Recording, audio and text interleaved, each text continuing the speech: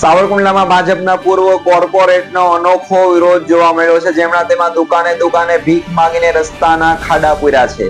ભાજપના જ પૂર્વ સદસ્ય દ્વારા ભાજપ શાસિત સ્થાનિક તંત્ર સામે કરવામાં આવેલા આ વિરોધ ચર્ચાનો આજે વિષય બન્યો છે. શું છે સમગ્ર ઘટના, વિગતે વાત કરીએ આ વિડીયોમાં. રાજ્યમાં મે મહિનાથી જ સૌરાષ્ટ્ર અને દક્ષિણ ગુજરાતમાં અનેક વિસ્તારોમાં ધોધમાર વરસાદી માહોલ જામ્યો છે, જેમાં ભારેથી અતિ ભારે વરસાદને પગલે અનેક જગ્યાએ રોડ રસ્તા ધોવાયા હોવાનું સામે આવ્યું છે. જેમાં વરસાદી સિઝનમાં રાજ્યભરના રસ્તાઓની બિસ્માર હાલત કોઈનાથી છુપી રહી નથી.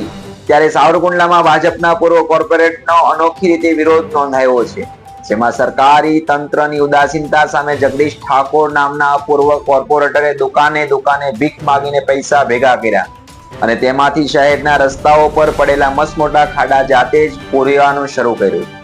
વરસાદી સિઝન દરમિયાન સાવરકુંડલા શહેરના અનેક માર્ગ પર મોટા ખાડા પડી ગયા હતા, જેના કારણે વાહન ચાલકો અને રાહદારીઓને ભારે હાલાકીનો સામનો કરવો પડ્યો હતો. આ ખાડાઓને કારણે અકસ્માતોનું જોખમ પણ વધી ગયું હતું, જેને કારણે શહેરના સ્થાનિકો દ્વારા રસ્તાઓના ખાડા પૂરવા માટે તંત્રને અનેક વાર રજૂઆત કરવામાં આવી હતી, પરંતુ વારંવારની રજૂઆત છતાં તંત્ર દ્વારા કોઈ કાર્યવાહી કરવામાં આવી નહોતી. જ્યારે જેમને કારણે લોકોની રજૂઆતોને ઘોળીને તંત્ર પી ગયું હોય તેવી હાલત જોવા મળી હતી.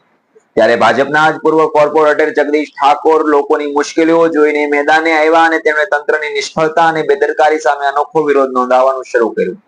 તેમણે શહેરના દુકાને દુકાને ભરીને લોકો પાસેથી રૂપિયો ઉઘરાવીને ફંડ ભેગું કરવાનું શરૂ કર્યું. આ રીતે ભેગા થયેલા પૈસાનો ઉપયોગ તેમણે રસ્તાના ખાડા પૂરવા માટે કર્યા. તેમણે જાતે જ શ્રમદાન કરીને ઉઘરાવેલા પૈસાથી સામગ્રી ખરીદી અને શહેરના રોડ પરના ખાડાઓ પૂરી દીધા. નમસ્કાર, આવા સમાચાર જોવા માટે અમારી ચેનલને લાઈક કરો, શેર કરો અને સબસ્ક્રાઇબ કરો. આભાર.